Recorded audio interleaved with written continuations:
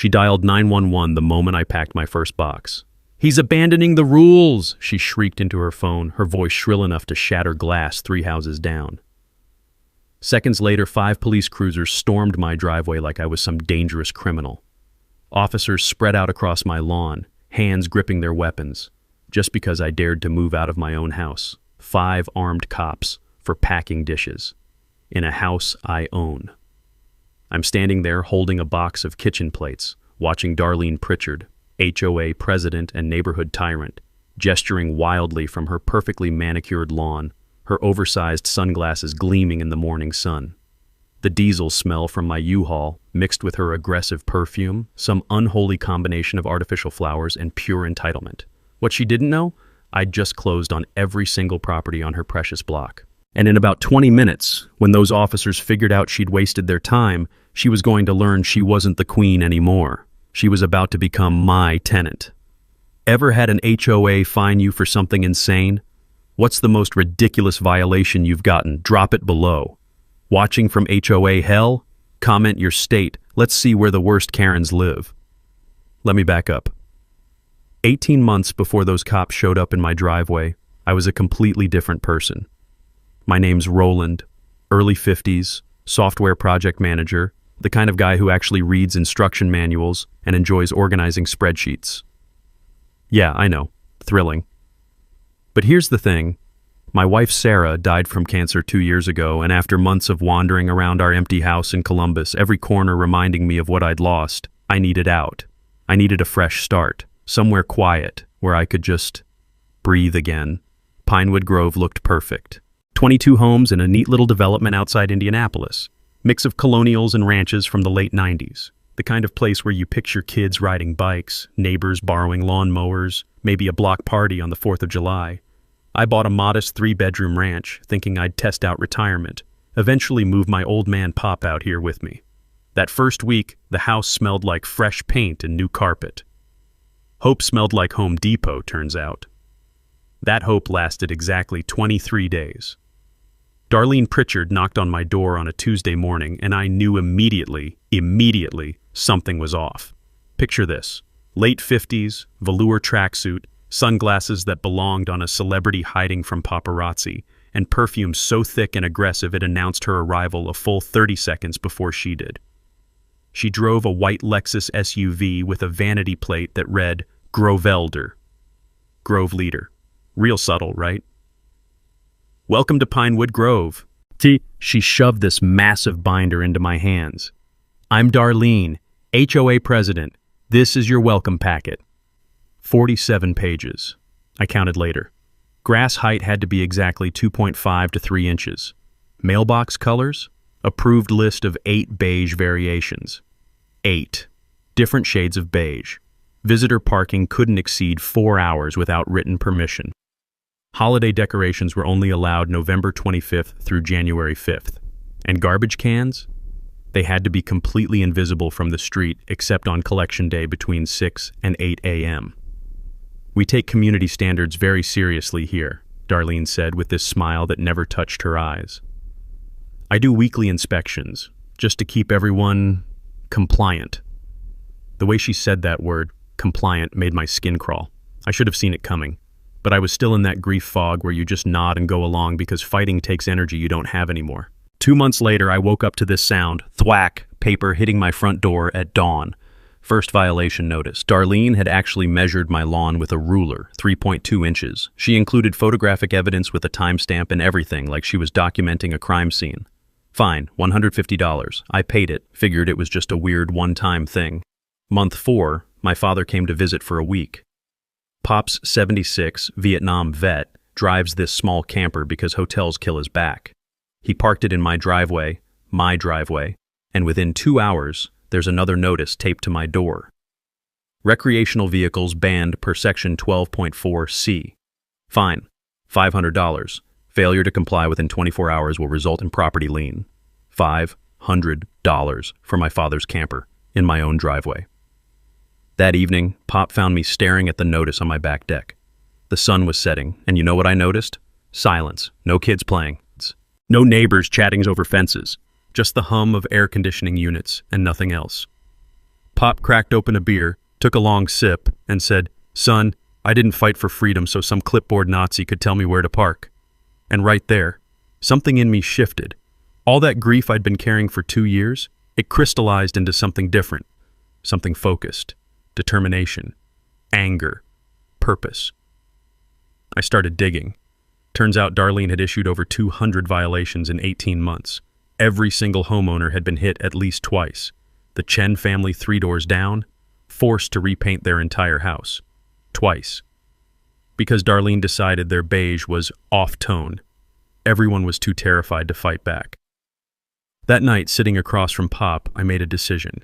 If the system's broken, sometimes you have to buy the system. I just needed to figure out how. Month 5, things got personal. I had this ceramic turtle by my mailbox. Small thing, maybe 6 inches tall, hand-painted. Sarah bought it for our 20th anniversary because I joked that I moved through life at turtle speed. Slow, steady, always getting there eventually. After she died, that stupid turtle became one of the few things I couldn't pack away. I came home from grocery shopping on a Saturday, and there it was. Another notice. Unapproved lawn ornament violates aesthetic cohesion standards, Section 7.3b. Fine, $300. Remove within 72 hours or face additional penalties. $300 for a turtle the size of my hand. I sat in my car for 20 minutes just staring at that notice. My hands were shaking. This wasn't about rules anymore. This was about control, about someone who got off on making people miserable. That's when I decided to fight back. First HOA board meeting I attended was held in Darlene's living room. Yeah, you heard that right. Not a community center, not a public building, her house. I walked in and immediately knew this was rigged. Folding chairs arranged in rows like we were in detention.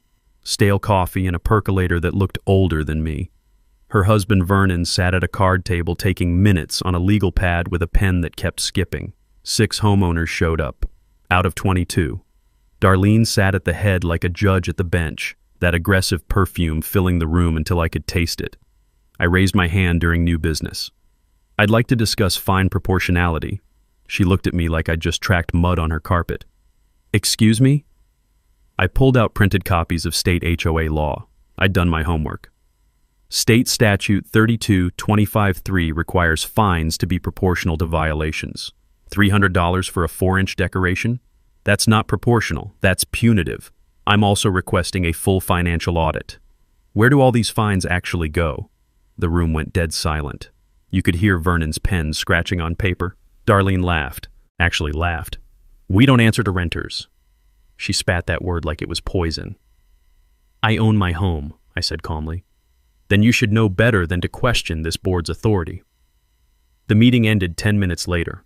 As I was leaving, Vernon caught me at the door. He glanced back at Darlene, then leaned in close. His breath smelled like coffee and fear. Drop it, he whispered. She'll make your life hell. We've seen it happen. I drove home thinking about that. We've seen it. How many people had tried to fight before me? How many had been crushed? Next morning, I filed a Freedom of Information request with the county.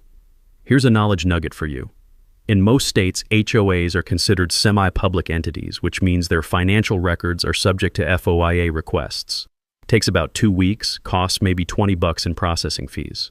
Takeaway: your HOA's financial records are public. You have every right to see where your money goes. The records arrived in a manila envelope that felt like it weighed 10 pounds, $47,000 in fines collected last year.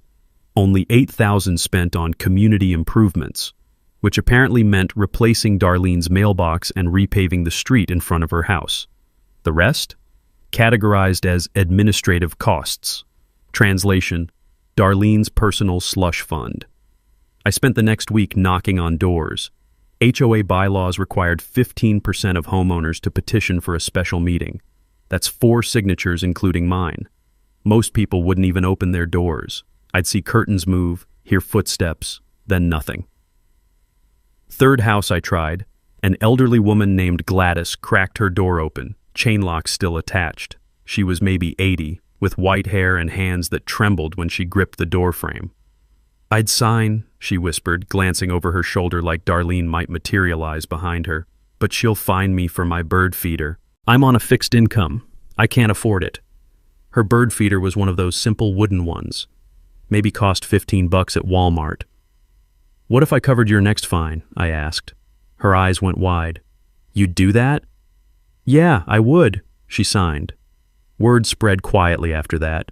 People started leaving their porch lights on when I knocked, secret signal that they'd talk. I got my signatures, filed the petition. Darlene's response came via her HOA lawyer. Cease and desist letter claiming the signatures were forged. They weren't. The lawyer's letterhead had a typo. Attorney at law. That should have told me everything about how cheap Darlene was cutting corners. But here's what she didn't know. While she was busy trying to shut me down, I was meeting with a real attorney. Sharp woman in her 60s named Phyllis. Office that smelled like old law books and burned coffee. Phyllis looked at my documents, looked at me, and smiled. "HOAs are just corporations," she said. "And corporations can be bought. You own 51% of the properties, you control the board." The printer in her office hummed as she printed out county property records. I spent that night at my kitchen table at 2 a.m. building a spreadsheet by the glow of my laptop. 22 properties. 8 were rentals owned by scattered investors. 3 were in pre-foreclosure, holdovers from the Great Recession. That's when the plan formed. I made my first call the next morning. Absentee landlord in Texas who owned a duplex. 2 votes. Offered him $240, $10,000 over market. He accepted in 4 hours. Darlene had no idea I just bought my first piece of her kingdom. Month 7, Darlene noticed. Small community. Word travels fast. Someone saw the county deed transfer. Someone else saw moving trucks at the duplex. By the time the gossip reached Darlene, she'd already convinced herself I was just another landlord trying to make a quick buck flipping properties. She had no idea what was actually coming. 3 days after my duplex purchase closed, there's an emergency board meeting notice in everyone's mailbox. I didn't go. Sent my tenant instead, guy named Marcus, early 30s, paralegal at a downtown firm, sharp as a tack and with a personal hatred of bullies that made him perfect for this. Marcus texted me updates in real time. The meeting lasted 12 minutes. Darlene rammed through a new rule. Owner occupancy priority designation. Sounds official, right? Here's what it actually meant. Any rental property now faced triple fines and a mandatory $1,200 quarterly absentee owner fee. She was trying to make my investment unprofitable, force me to sell. I smiled when I read Marcus's text. She'd just shown me her playbook, panic and overreach. I didn't fight the new rule, didn't even acknowledge it, just went quiet, moved Pop into one side of the duplex, made it owner-occupied, rented the other side to Marcus himself, who volunteered. Now I had someone at every board meeting, taking notes, watching every move she made. 2 weeks later, Marcus sent me something interesting. "Dude," his text read, "she's backdating meeting minutes. Vernon's literally changing dates on documents to make it look like rules were voted on properly. They weren't." Here's another knowledge nugget. Fraudulent HOA minutes aren't just unethical, they're illegal. Every rule change has to follow proper procedure: notice, quorum, vote, documentation. Skip any step? That rule is void. Fake the documentation? That's fraud, and board members can be held personally liable. Takeaway: always request copies of meeting minutes. If dates don't match up or procedures were skipped, those rules can't be enforced. I filed that information away, ammunition for later. Meanwhile, I kept buying. Property number 2, foreclosed ranch, previous owner died, estate desperate to close, 3 votes. Paid $195, which was probably 20 grand under market, but the executor just wanted it gone. Used an LLC to make the purchase, different name untraceable to me on public records. Property number 3, another ranch, 2 votes, different LLC. Property number 4, colonial, 3 votes. Divorcing couple, messy split, needed cash fast. I offered $15,000 over asking with a 14-day close. They practically threw the keys at me. Now I controlled 10 of 22 votes, 45%. So close, I could taste it. Darlene knew something was happening. She just couldn't figure out what. Multiple LLCs buying properties, but the names went through registered agent services. Dead ends everywhere she looked. I heard through Marcus she'd even hired a private investigator, her cousin's boyfriend, unlicensed. The guy traced the LLCs to a P.O. box in Delaware and apparently gave up. That's when she made her biggest mistake. Another emergency meeting. This time she proposed a right of first refusal amendment. HOA had to be offered any property before it went to public sale. Obvious attempt to block the mysterious investor she couldn't identify. Problem was, You can't make rules retroactive. My attorney Phyllis confirmed it. The 3 properties I had in escrow? Already under contract. Her new rule meant nothing. But here's what her paranoia did accomplish. She convinced the board to sell off HOA assets. The playground equipment, the gazebo, the little common areas that actually made the neighborhood decent. Wanted to raise capital for a lawsuit against the corporate invader she imagined was coming for her. The board rubber-stamped it like they always did. Vernon didn't even look up from his legal pad. I almost laughed when Marcus told me. She was literally dismantling the HOA to save it, making my eventual takeover easier. One evening, I drove to Sarah's grave. Small cemetery on the edge of town, quiet except for the wind moving through the oak trees. I sat on the bench by her headstone, holding a ceramic turtle I'd bought to replace the one Darlene made me remove. "You always said I overthink everything," I said to the stone. "But this time thinking's gonna save people." I left the turtle on her grave. Back home, I pulled up my spreadsheet. 10 votes out of 22. I needed 12 to hit 51%. Just 2 more properties. The question was, which ones? I studied the list. The Chens had been punished more than anyone, forced to repaint twice, fined constantly for invisible violations, and I'd heard through the neighborhood whisper network they were looking at houses in Maplewood, the next town over. Then there was Gladys, the elderly woman with the bird feeder. She'd mentioned once, quietly, that she couldn't keep up with the fines much longer, that she might have to sell. 2 targets, 2 opportunities. I made a note in my spreadsheet and started drafting offers. Darlene was so focused on finding the investor that she never considered the investor was already inside her walls, 1 property away from checkmate. Month 10, Darlene called another emergency meeting. This time it wasn't just paranoia, it was full-blown panic. Marcus texted me the agenda an hour before. Special assessment proposal. You're gonna want to see this. I stayed home. Let Marcus be my eyes and ears. Less suspicious that way. The meeting was packed. 18 homeowners showed up, which was unheard of. People were scared. You could feel it in Marcus's texts, the way he described the room. That chemical smell of fear mixed with Darlene's perfume, everyone sitting rigid in their folding chairs. Darlene stood at the front, hands gripping the podium like she was addressing the United Nations. "We face an existential threat," she announced. No greeting, no minutes from last meeting, just straight into fear-mongering. "Outside corporate forces are attempting to destroy our community. To protect Pinewood Grove, I'm proposing a special assessment of $5,000 per homeowner. This will fund our legal defense. $5,000 per house. To fight a lawsuit that didn't exist yet against an investor she couldn't even identify." Marcus said the room went dead silent for about 10 seconds. Then a young couple stood up. The Torrances, both elementary school teachers, 2 little kids. I'd seen them around, always looked exhausted, always friendly. Mr. Torrance's voice shook when he spoke. "We can't afford $5,000, we have student loans, 2 kids, we're barely making mortgage as it is." Darlene's response was ice cold.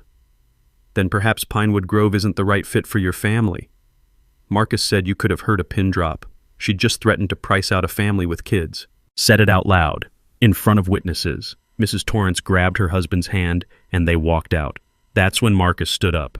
In his paralegal voice, calm, professional, the kind that makes you realize you're about to get legally demolished, he cited state statute. Special assessments over $2,500 require a 67% homeowner vote, not a board decree. What you're proposing is illegal. Darlene waved him off like he was a mosquito. The board has discretionary authority in emergencies. "Show me where in the bylaws," Marcus said. She couldn't, because it wasn't there. The meeting fell apart after that. People started arguing, demanding votes, questioning where previous fines had gone. Darlene adjourned early, practically ran out to her Lexus. But the damage was done. Homeowners were talking now, comparing notes, realizing they'd all been bled dry. 2 days later, Gladys called me. Her voice was so quiet I could barely hear her. "Roland, I need to sell. I can't do this anymore." She'd racked up $1,100 in fines over 6 months. Bird feeder violations, lawn height, unauthorized decorative seasonal flag. She'd hung a small American flag on the 4th of July, and Darlene fined her because it wasn't the approved size. Gladys was 83 years old, fixed income. Those fines might as well have been $10,000. I drove to her house that afternoon. She made tea, the the kind that smells like bergamot and feels like somebody's grandmother hugging you. We sat in her kitchen with the afternoon light coming through yellow curtains. "I've lived here 19 years, she said, hands wrapped around her teacup. "Never thought I'd be driven out of my own home." I made her an offer right there. Asking price, plus I'd cover all her moving costs. She cried, actually cried, said yes through tears. Property number 5, 2 votes. I was at 47% now. So close I could feel it. But Darlene found out. Of course she did. Someone told her Gladys sold to an investor, and she lost whatever was left of her mind. She actually drove to Gladys's new apartment, a nice little senior community in Fishers, and confronted her in the parking lot. Broad daylight, Gladys's daughter was visiting, heard the screaming from inside, came out with her phone already recording. The video was only 90 seconds, but it was brutal. Darlene shouting, calling Gladys a traitor, saying she'd ruined the neighborhood, that she was enabling corporate destruction of American values. Gladys just stood there, this tiny elderly woman, while Darlene towered over her screaming. Her daughter posted it to the Pinewood Grove Facebook group, then the local community pages. Then it went viral, 20,000 views in 2 days. Comments flooded in from people sharing their own HOA horror stories. Someone recognized Darlene from her real estate days, dug up her old license suspension for ethics violations. The internet was doing my job for me. Meanwhile, I had my eye on the final piece. The Chens were actively house hunting. I'd seen them at open houses in Maplewood. They were done, finished, ready to escape. I approached Mr. Chen at a neighborhood 4th of July thing, just a few people grilling in someone's backyard, careful and quiet, like even celebrating felt dangerous under Darlene's watch. "I heard you're looking in Maplewood," I said quietly. He nodded. "We can't take another year of this. She made us repaint our house twice. Twice. Cost us $8,000. "What if I bought your house? $15,000 over appraisal. I'll cover your closing costs on the new place." He stared at me. "Why would you overpay?" I pulled out my phone, showed him the spreadsheet, 12 properties highlighted. His address blinking, waiting to be added. His eyes went wide. You're taking her down." "Yeah," I said. "I am, but I need your house to do it."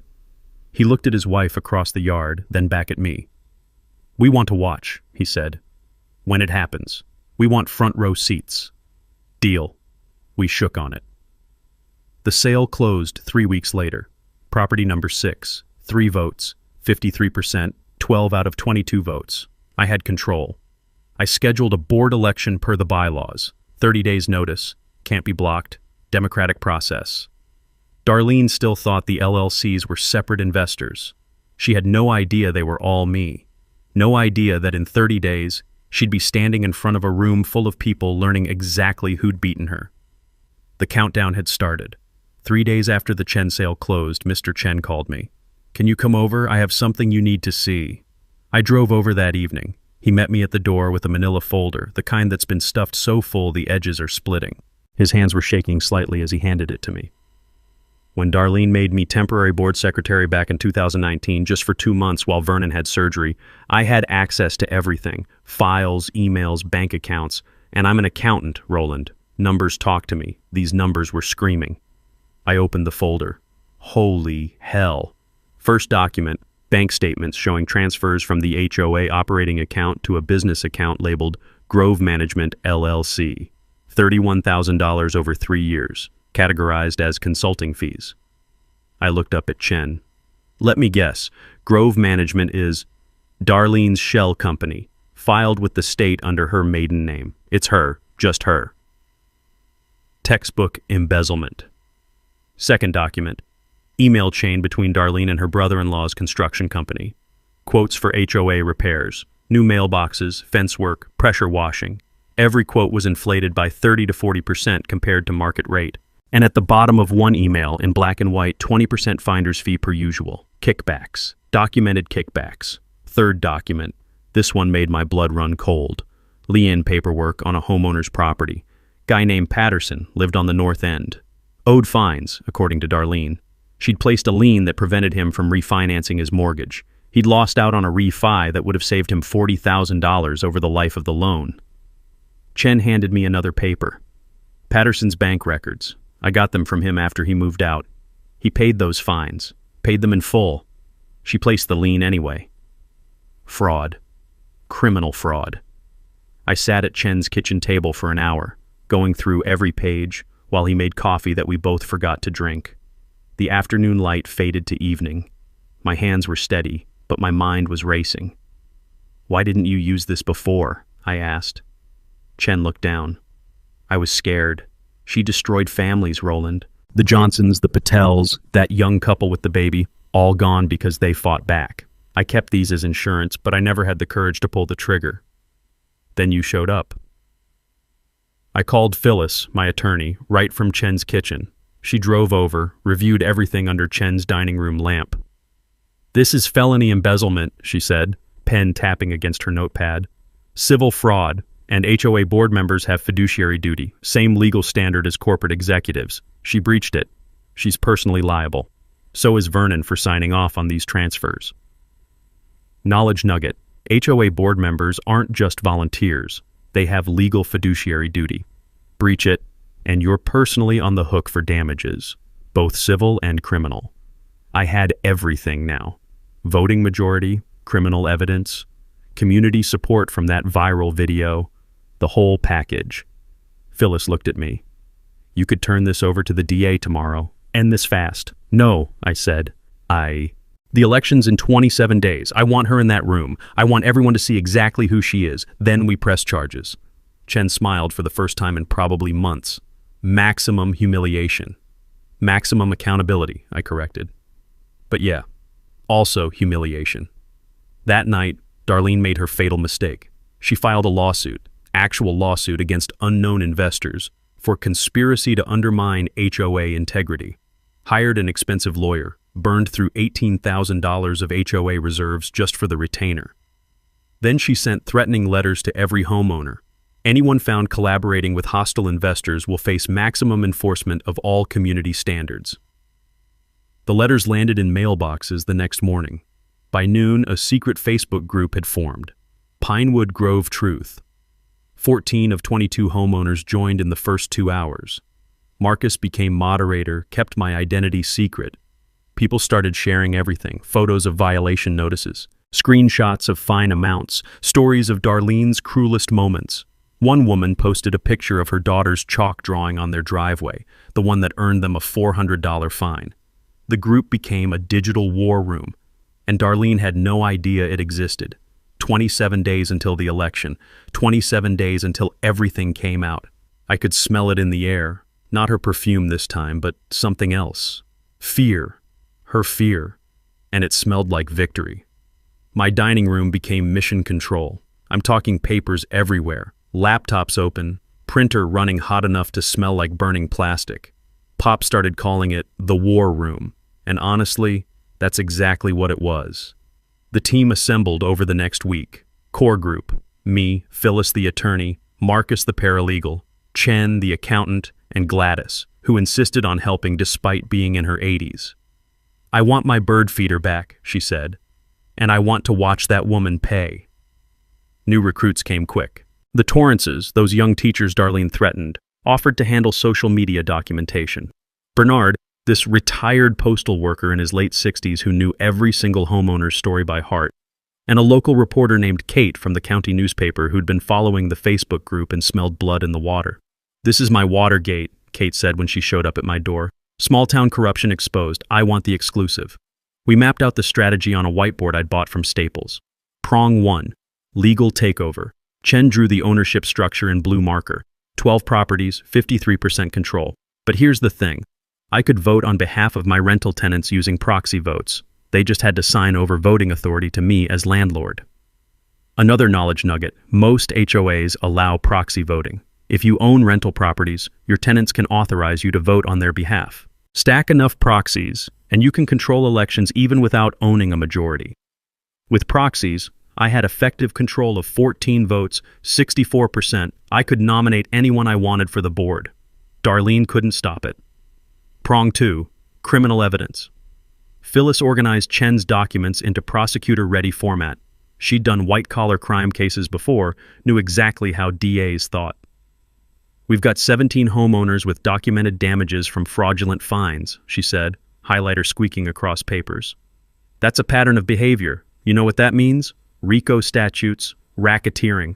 This isn't just fraud, it's organized fraud. Total damages, $127,000. Enough to destroy Darlene financially, even if she avoided prison. Prong 3. Public relations. Kate wanted the story to drop the morning of the election. Maximum impact. She spent a week interviewing victims. People finally felt safe talking with a reporter involved. Bernard arranged interviews. Gladys made cookies for people too nervous to talk without something to hold on to. Small touches, but they mattered. Kate drafted the headline, HOA President's 31K Secret, Embezzlement in Pinewood Grove. She showed me the article 3 days before publication. It was devastating. Quotes from 8 homeowners, photos of the bank transfers, sidebar about Darlene's old real estate license suspension. This goes live at 6 a.m. on Election Day, Kate said. She'll wake up famous, for all the wrong reasons. Prong 4. Community healing. This was the part that mattered most to me. Late one night, just me and Pop at the kitchen table with beers going warm, I laid out my vision. After we take the board, we dissolve the HOA entirely. Requires 75% vote, but I think we can get it. Refund every illegitimate fine. Convert the common areas to public parks. Deed them to the city so everyone benefits, not just us. And the money we recover? Embezzlement restitution, settlement from the lawsuit? We start a community fund, scholarship for local kids. Pop was quiet for a minute, then, what would you call it? Sarah's Second Chances Scholarship. He nodded. Didn't say anything else. Didn't need to. The next 3 weeks were a blur. Marcus filed FOIA requests for 5 years of HOA records. The county delivered 4 bankers' boxes. We went through everything, every receipt, every meeting minute, every violation notice. Built a timeline of Darlene's entire reign. Bernard interviewed every homeowner, filled 17 notebooks with stories. Most people cried. Some got angry. All of them said the same thing. I thought I was the only one. Phyllis drafted legal briefs and taught me parliamentary procedure, Robert's Rules of Order, how to chair a meeting, how to shut down disruptions legally. We did practice runs in my living room with Pop playing Darlene, interrupting and objecting to everything. It was hilarious and depressing at the same time. You'll chair the meeting, Phyllis said. Know these rules cold. She'll try to hijack the process. Don't let her. The Torrances created an infographic for the Facebook group, pie chart showing where fine money went, 68% into Darlene's pocket. Timeline of violation spikes. Quote wall with Darlene's cruelest statements to homeowners. It went viral. 4,200 shares in 3 days. Darlene's lawyer sent a cease and desist for defamation. Marcus responded with an anti-slap motion threat. If she wanted to sue people for telling the truth, we'd counter-sue for legal fees and win. She backed down within hours. Week before the election, Kate's investigative research hit gold. Darlene's real estate license suspension from 2009. She'd failed to disclose foundation problems in a sale. The buyer sued, she lost. State suspended her license for 18 months. Pattern of unethical behavior going back 15 years. I rented the community center for election night, neutral venue, public space, HOA bylaws required it, set up folding chairs for 50 people, podium with microphone, projector for displaying documents. 2 cameras on tripods for Facebook Live plus backup recording. I even did a tutorial-style video explaining to the Facebook group, most HOA horror stories happen because homeowners don't know the bylaws. Read your CC&Rs, know your rights. Attendance is your weapon. Show up, vote. That's how you win. Final night before election, we had dinner at my house. Whole team, plus pizza because nobody had energy to cook. We went around the table. Everyone shared why they were fighting. Gladys, tearful, I want my bird feeder back. Chen, I want my daughter to see that bullies lose. Torrance, we teach civics. We tell kids the system works. Tomorrow we prove it. Marcus, I'm tired of watching powerful people crush the weak. Bernard, 19 years I've watched this neighborhood die. Tomorrow it lives again. Phyllis, I'm a lawyer because I believe in justice. Tomorrow we deliver it. Pop looked at me, waited. I thought about Sarah, the turtle, the house that was supposed to be a fresh start. I want to prove that broken systems can be fixed, I said. That one person with a plan can make a difference. and I want to make sure nobody else loses their home to someone like her." The printer hummed in the background, spitting out the last batch of evidence packets. Tomorrow, everything would change. Tonight, we just sat together, eating pizza, feeling something none of us had felt in over a year: hope. 6 a.m., Election Day. Kate's article went live. My phone buzzed with the news alert. I was already awake, hadn't really slept if I'm honest, sitting at my kitchen table with coffee going cold in my cup. I clicked the link. There it was. Front page of the digital edition, above the fold in print. Pinewood Grove HOA president accused of $31K embezzlement. Subheadline: Documents reveal years of fraudulent fines, kickback schemes. Kate had included everything: interviews with 8 homeowners, photos of bank transfers, copies of fake invoices, Darlene's old license suspension. There was even a sidebar: How to Audit Your HOA, a homeowner's guide. It was beautiful, devastating, perfect. My phone buzzed again. Marcus, it's live. She's gonna lose her mind. I'd bet money Darlene's phone was blowing up right about now. I was right. According to the neighborhood gossip chain that lit up within the hour, Darlene's neighbor had texted her the article link at 5:47 a.m. She'd called Vernon screaming so loud the neighbor heard it through the walls. "This is defamation! Sue them! Sue the paper! Sue everyone!" Vernon, for the first time in 8 years, apparently grew a spine. "Dar, if this is true, I could go to jail. I signed those checks. My name's on those documents." First crack in the armor.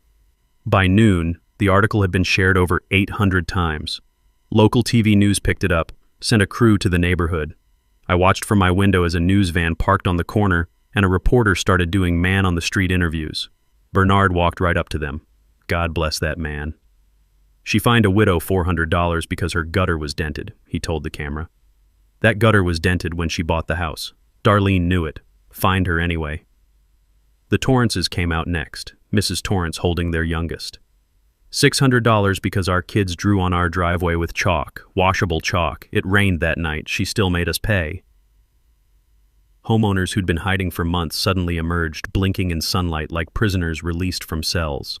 People stood on sidewalks talking to each other for the first time in years, comparing stories, realizing they'd all been victims of the same crime. Darlene tried to do damage control. At 5 p.m., 2 hours before the election meeting, she sent an email blast to all homeowners. Meeting postponed due to legal review of defamatory claims. Phyllis responded within 5 minutes with her own email blast. Per HOA Bylaws Section 4.2, Board cannot cancel an election once formally called. Tonight's meeting proceeds as scheduled. Any attempt to cancel is void. Darlene's email actually helped us. More people forwarded Phyllis's response than Darlene's original message. Everyone now knew. Election tonight, 7 p.m., Community Center. It was going to be packed. At 5:30, I drove to the Community Center to set up. I was carrying boxes of evidence when I saw her. Darlene's white Lexus, parked in the fire lane like rules didn't apply to her. She was inside the building arguing with the community center manager. "This room is double booked," she was saying, voice sharp and high. "There's been a mistake." I walked up behind her, set my box down with a heavy thunk. "No mistake, I rented it. Here's the contract." I pulled the rental agreement from my folder, showed it to the manager. The manager looked at it, looked at Darlene, shrugged. "He's paid through 9 p.m., ma'am. It's his room." Darlene turned to face me. Up close, I could see cracks in the foundation. Her makeup was heavier than usual, like she was trying to paint over exhaustion. Her perfume was so strong my eyes almost watered, covering the smell of stress, sweat, and fear. "You," she hissed. "Me," I said calmly. "See you at 7. I walked past her into the room and started setting up. She followed me out to the parking lot 10 minutes later, phone pressed to her ear. I was loading more boxes when a county commissioner's car pulled up. Big guy, late 50s, American flag pin on his lapel. Harvey Morrison, political hack who'd been on the county board for 20 years. "I'm here to ensure fair proceedings," Harvey announced, all puffed up and official. Marcus, who'd just arrived, stopped dead. "Commissioner Morrison, isn't your brother the owner of Morrison Construction?" Harvey's face went red. "I don't see how that's relevant." Morrison Construction, the company that's received over $40,000 in contracts from this HOA. The same company documented in today's news article as being part of a kickback scheme. You could see Harvey's brain working, trying to figure out how a random paralegal knew his brother's business. "I'm here in my official capacity." You're here in a conflict of interest, Marcus said flatly. There are TV cameras over there. Want to explain your presence to them? Harvey actually glanced at the news van parked on the street, muttered something about reviewing his calendar, got back in his car, and left.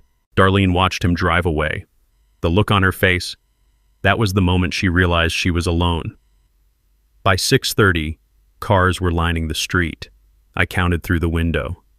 38 people filing into the community center. Record turnout. Everyone wanted to watch. Darlene sat up at the head table with Vernon and the two other rubber stamp board members. Vernon wouldn't look at her, just stared at the table, pen in hand, looking like he wished he could dissolve into the floor. I sat in the back row, anonymous, quiet. Darlene banged her gavel. She'd actually brought a gavel like this was a real courtroom, and called the meeting to order. Before we begin, she announced, voice shaking slightly, we must address the defamatory article published this morning. I move that we vote to hire a crisis PR firm at a cost of $25,000 to combat these malicious lies. Someone in the audience groaned. We don't have $25, let alone $25,000. Darlene ignored them. All in favor, I stood up. Point of order. She looked at me like I'd just slapped her. You're not on the board. Sit down. Bylaws Section 4.5, I said calmly, pulling out my copy. Any homeowner may raise procedural questions during meetings, and Section 4.8 states that when elections are on the agenda, they must be the first item addressed. No other business can proceed until elections are completed. Phyllis stood up next to me. He's correct. I'm an attorney, Ms. Pritchard, and I can cite the specific case law if you'd like. Proceed to elections or this entire meeting is invalid and subject to legal challenge. Darlene's face went from pink to red to almost purple. This is my meeting, she snapped. Actually, I said, walking toward the front, it's a meeting of the Homeowners Association, which means it belongs to all of us, so let's have that election. The room erupted in applause. Darlene slammed her gavel so hard it cracked. Fine, fine. Nominations for board president. Bernard stood. I nominate Roland.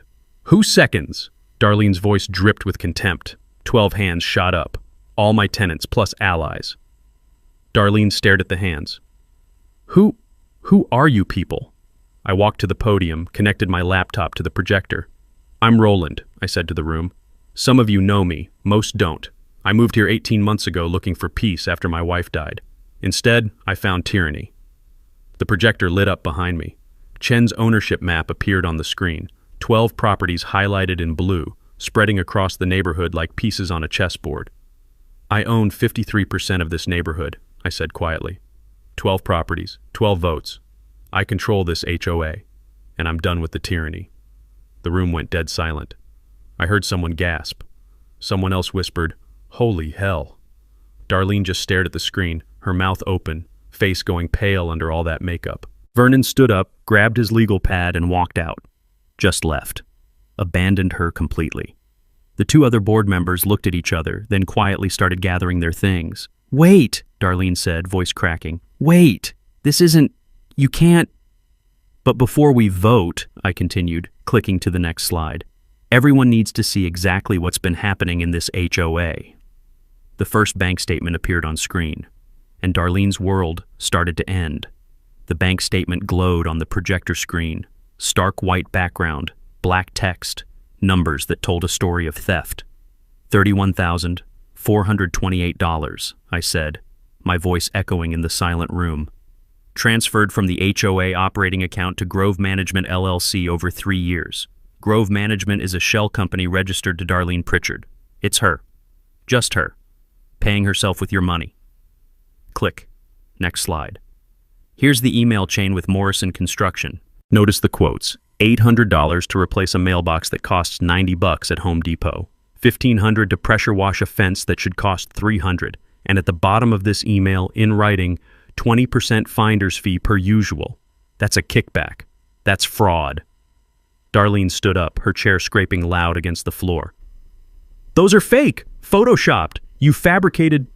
They're from county records, I said calmly. And the HOA's own files.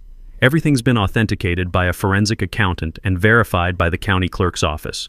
You want copies? They're sitting right here. I gestured to the boxes of documents by my feet. Click. Next slide. This one's my favorite, I said, though favorite wasn't really the right word. Patterson family, remember them? Lived on Oakmont Drive until 2 years ago. Darlene claimed they owed fines, placed a lien on their house. That lien prevented them from refinancing their mortgage. They lost $40,000 in savings over the life of their loan. I pulled out another sheet. Here's Patterson's bank records, showing he paid every fine, in full, before the lien was filed. She placed a fraudulent lien on a family's home. The room erupted, people shouting questions. Someone yelling, "I knew it!" A woman in the third row started crying. I recognized her as Patterson's sister who still lived in the neighborhood. Phyllis stood up, voice cutting through the chaos. "I'm attorney Phyllis Chen. I've provided all of this evidence to the district attorney. A criminal investigation opened this morning. Charges pending include embezzlement, fraud, and racketeering." Darlene's face went completely white. She gripped the edge of the table. "You..." She pointed at me, her hand shaking. "You came here to destroy me. You planned this whole thing." "No," I said. "I came here for a fresh start after my wife died. You destroyed yourself. I just documented it." I looked around the room. At Gladys, sitting in the second row with tears streaming down her face. At the Torrances, holding hands. At Bernard, who was nodding slowly. At Marcus, filming everything on his phone for the Facebook group. Every fine you've issued, every rule you've enforced, every threat you've made, it was all about control, about power, about money. You weren't protecting this community, you were bleeding it dry. Darlene looked around the room searching for support, found nothing. The other board members had fled. Vernon was gone. Every face stared back at her with anger or disgust or vindication. Kate, the reporter, stood up from the back row. "Ms. Pritchard, are you aware that Morrison Construction, the company you've been receiving kickbacks from, is currently under FBI investigation for bid rigging in 3 counties? Darlene's knees actually buckled. She caught herself on the table. She hadn't known. I could see it on her face. Her brother-in-law's company wasn't just crooked, it was federally crooked, which meant she wasn't just facing state charges, she was facing federal investigation. "This is a witch hunt," Darlene said, voice cracking. "I'm leaving. I don't have to sit here and..." Bernard stood up, all 6 feet of retired postal worker, arms crossed. "You owe me $1,100 in fraudulent fines. You're not leaving until we vote." Other homeowners stood too, not blocking the door, not touching her, just standing. Witnesses. A wall of people who refused to let her run. The TV cameras caught everything. "Fine," Darlene whispered. "Let's vote. Get this over with." "Motion to proceed with elections," I said formally. "All in favor?" A chorus of "aye" so loud it almost shook the windows. "Elections for HOA president," I continued. "Roland for president. All in favor?" 18 hands went up, out of 22 possible votes. Opposed? 2 hands. Darlene and one loyal neighbor who probably didn't understand what was happening. 2 abstentions. Motion passes. I'm the new HOA president. My first official action. Darlene Pritchard is removed from all HOA accounts, effective immediately. Second action, we're hiring an independent auditor. Third action, all expenditures over $100 are frozen pending audit review. Fourth action, all fines issued in the last 18 months are voided pending legitimacy review. I paused, looked directly at her. Fifth action, you're fired, Darlene. Not just from the board. From any involvement with this community. You're done. The room erupted in applause. People standing, clapping, some crying, some hugging. Darlene grabbed her purse, her hands shaking so badly she dropped it twice. She had one last moment of defiance. Stood up straight, tried to put on that imperious expression. "You'll regret this," she said. "I built this community. I made it valuable." "You're all ungrateful." Gladys's voice, sweet and quiet and absolutely devastating, cut her off. "You built a prison, dear. These people are just escaping." The applause got louder. Darlene walked toward the door. Every eye followed her. TV cameras tracked her path. She nearly ran into a chair, stumbled, caught herself. She pushed through the door into the parking lot. The cameras followed her to her white Lexus. She got in, started it, backed up so fast and careless she nearly hit a mailbox. Someone had their phone out. The video of her driving away, flustered and defeated, was on the Facebook group within minutes. It went viral by morning. 2.3 million views in 48 hours. But inside the community center, we weren't thinking about viral videos. The room exhaled, collectively, like everyone had been holding their breath for years and finally could breathe.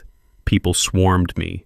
Handshakes, hugs, thank yous. Mrs. Torrance was crying. Mr. Chen was grinning so wide I thought his face might split. "You saved us," someone said. "We saved each other," I told them. "I just had resources. You had courage to keep living here. That's harder." Someone banged on the door. Everyone tensed. Was Darlene back? No, county sheriff. Someone had called, probably Darlene, reporting an assault. "Who's in charge here?" the sheriff asked. 40 people pointed at me. I walked over.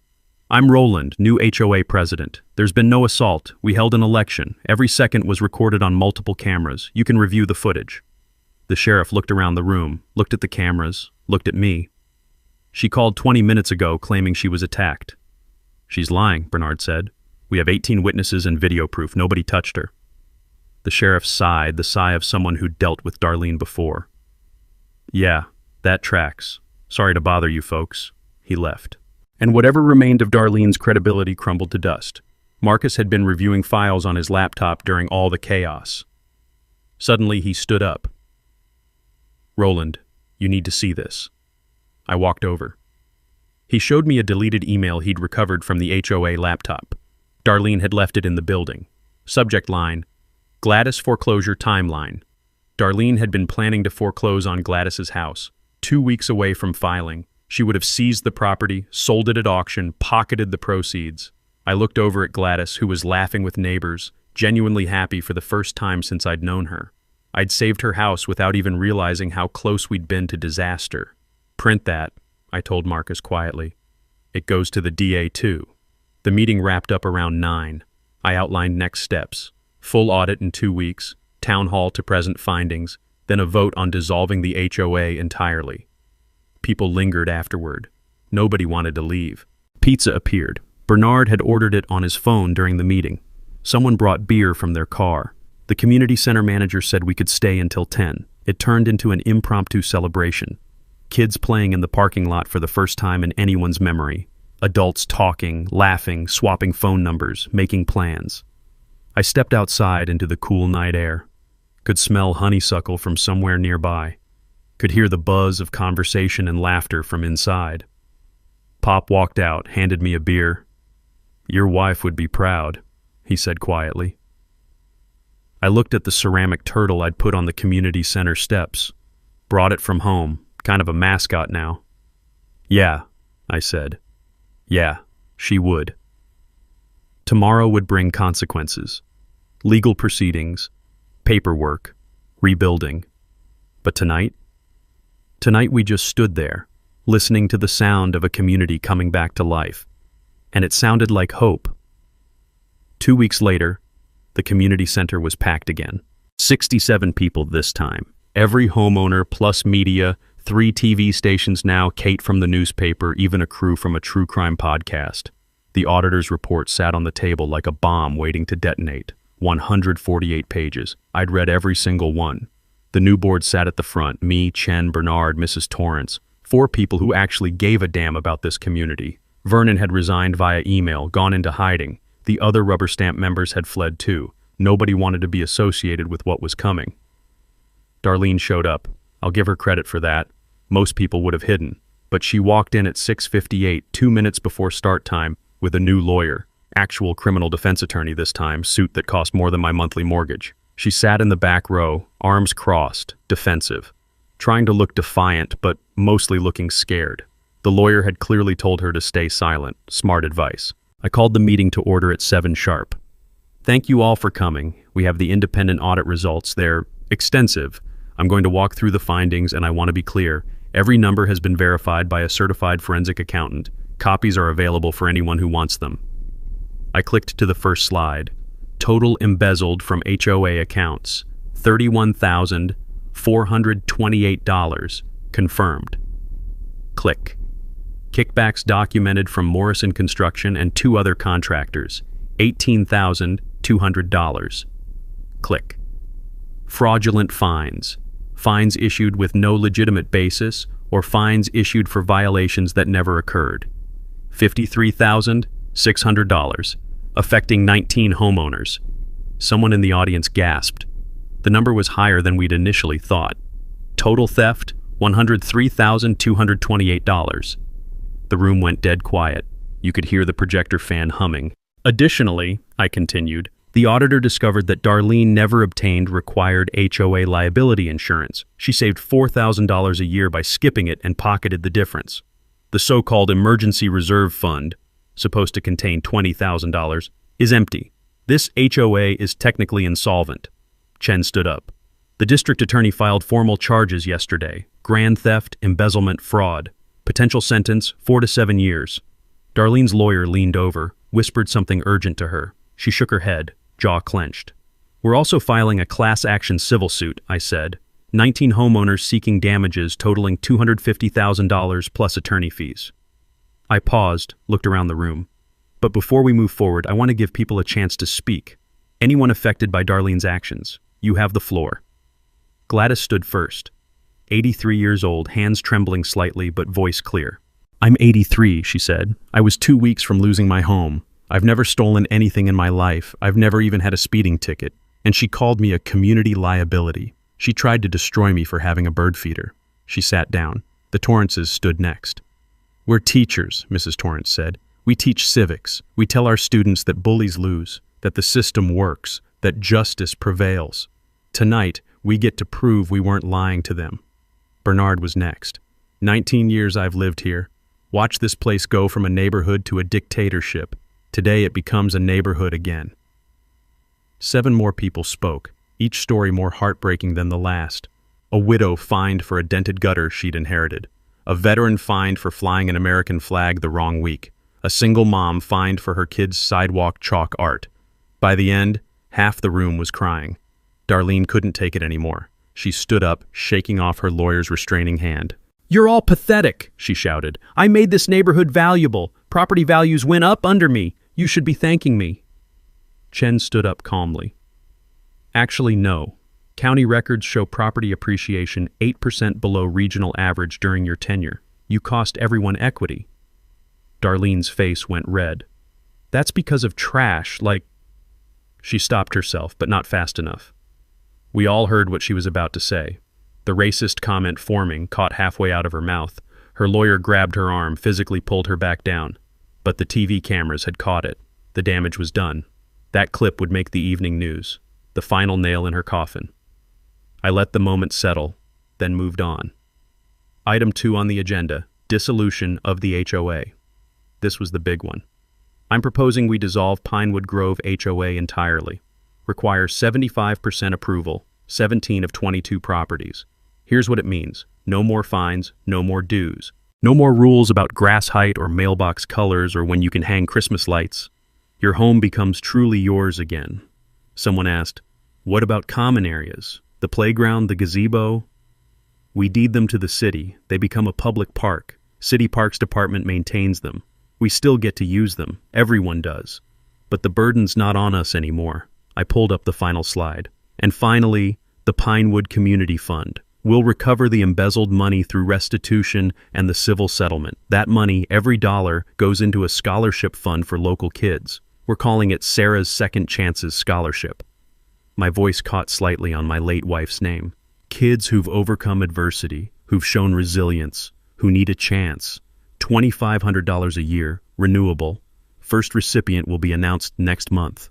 Gladys was crying openly now. All in favor of dissolving the HOA? 19 hands shot up, out of 22. Only no votes.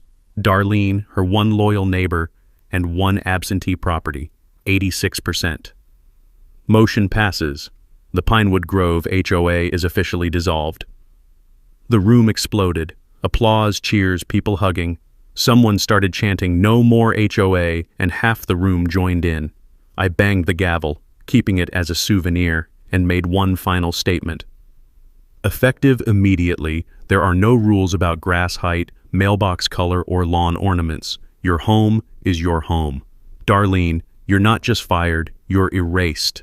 She stood up, grabbed her purse, tried for one last defiant exit line. You'll all regret this. But nobody was listening. The celebration drowned her out. She walked out to her Lexus, surrounded by TV cameras. The video of her leaving, fumbling with her keys, driving away while reporters shouted questions, went viral by morning. Inside, Kate pulled me aside for the exclusive interview. "What's your message to other homeowners trapped in HOA hell?" I thought about it, about Gladys's bird feeder and the Torrance's kids and Sarah's turtle. "Read your bylaws," I said. "Show up to meetings, numbers are power, and if all else fails, buy the board." I smiled. She smiled. The clip became the lead story on every local news channel. By the end of the week, "Man buys entire neighborhood to fire HOA president" was trending nationally. But that night, we didn't care about headlines. Someone had brought more pizza. Someone else had strung up lights in the parking lot. Music started playing from somebody's car stereo. Impromptu block party. First real celebration Pinewood Grove had seen in 8 years. I stepped outside, watched kids running around playing tag while parents laughed and talked. This was what community was supposed to look like. Pop appeared next to me with 2 beers. "Think she'll actually go to jail?" "Yeah," I said. "I do." And honestly, after everything she'd done to these people, to Gladys, to families just trying to live their lives, she deserved every single day. 3 months later, everything had changed. Darlene took a plea deal. 18 months in prison, $103,000 in restitution, 5 years probation. Lifetime ban from serving on any HOA board in the state. They actually passed a law about that, nicknamed it the Darlene Law in the State House. Vernon flipped on her to save himself, testified about the embezzlement scheme. He got probation and a divorce. Last I heard, he moved to Arizona to live with his sister. The civil settlement came through. Every homeowner got refunds for fraudulent fines. I covered the shortfalls out of my own pocket, about $12,000, but honestly, it was worth every penny to see the looks on people's faces when they got those checks. The neighborhood transformed. Lawns became personal again. Some people kept them manicured like golf courses. Others planted wildflower meadows. The Chens put in a vegetable garden. Bernard installed a mailbox shaped like a trout. It's hideous and wonderful and makes me smile every time I drive past. Holiday decorations went up and never came down. One house has Christmas lights running year-round now just because they can. It's become a running joke. Kids actually play outside. Sidewalk chalk art everywhere. You can hear laughter on summer evenings. The monthly potlucks started organically. First one was just 5 families in Bernard's backyard. Last month we had 43 people. Gladys won the pie contest for the 3rd year running. Her cherry pie is legendary now. I kept 8 properties as rentals, charged 15% below market rate, rent to families and students and veterans who need affordable housing. Took a financial loss on 2 properties when I sold them back to families who wanted to own again. $30,000 total. But money isn't why I did any of this. Sarah's Second Chances Scholarship launched with $47,000 in the fund. The recovered embezzlement money plus my personal contribution. First recipient was the Torrance's daughter, heading to college to become a teacher like her parents. $2,500 a year, renewable. Applications come from all over the county now. Kids who've lost parents, kids who've fought illness, kids who've overcome poverty. We've given out 8 scholarships so far. Pop lives permanently in one of my properties now. We have dinner twice a week. He's made friends with Bernard. They go fishing every Saturday, come back with stories that get more elaborate each time. I planted a garden where Sarah's ceramic turtle sits by my front door. Perennials, all her favorites. Black-eyed Susans, coneflowers, lavender. Installed a bench with a small plaque. Sarah's garden, sit, rest, grow. Neighbors actually use it. I'll come home and find strangers sitting there reading or just enjoying the afternoon. That's exactly what Sarah would have wanted. Marcus got hired full-time at Phyllis's law firm. He's considering law school now, says he wants to fight for people who can't fight for themselves. Bernard wrote a book about the whole experience. Self-published it on Amazon, HOA Hell, How We Fought Back. Sold 6,000 copies, mostly to people trapped in their own HOA nightmares. He donates profits to the scholarship fund. We get calls now. Other neighborhoods facing the same thing. Tyrannical boards, fraudulent fines, embezzlement. Marcus and I consult for free, walking people through the process. How to request audits, how to organize, how to fight back legally. Helped 4 communities so far. 3 successfully removed corrupt boards. 1 dissolved their HOA entirely. The local news did a follow-up story 6 months after the election. Filmed the neighborhood during one of our potlucks. Kids playing, people laughing, Gladys's bird feeder prominently displayed in her front yard. Property values actually went up 12% after the HOA dissolved. Turns out people will pay more to live somewhere they're actually free. We have an annual celebration now, Liberation Day we call it. Anniversary of the dissolution vote. Last one had over 80 people, live band, food trucks, kids bouncing in an inflatable castle, adults playing cornhole and drinking beer. I sat on the curb with Pop during the party, watching the chaos in the best possible way. "You missed the fight?" Pop asked. I thought about it.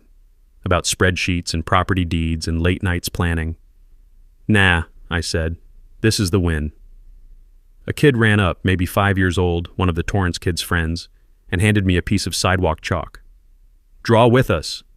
I looked at the ceramic turtle on my lawn, catching the late afternoon sun.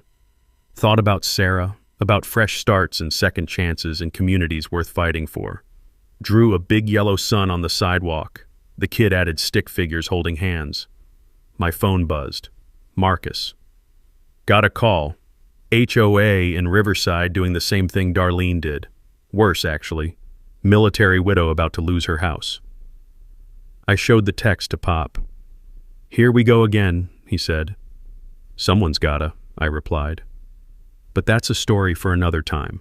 For now, I'm just gonna sit here on this curb, in this neighborhood that fought back and won, surrounded by people who've become family, and enjoy the sound of freedom. Because that's what this is. The sound of people living their lives without fear. The sound of kids playing without looking over their shoulders. The sound of a community that remembered how to breathe. Here's what I want you to do. If you've got an HOA nightmare story, drop it in the comments. We're collecting them, building a database. Some of your stories might become our next investigation. And if this fired you up, if you felt that rush of justice watching a bully finally face consequences, hit that subscribe button.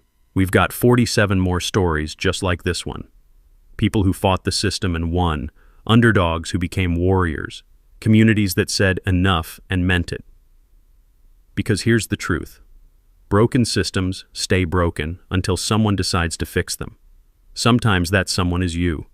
Sometimes you just need a plan, some courage, and a ceramic turtle to remind you what you're fighting for. Welcome to the Grove, where lawns grow wild, kids draw on sidewalks, and Karens learn that tyranny always, always has an expiration date. Thanks for hanging out with us on HOA Stories, where the HOA Karens meet their match. If this story had you cheering or cringing, go ahead and like the video, drop a comment with your reaction, and hit subscribe so you're ready for the next wild HOA tale.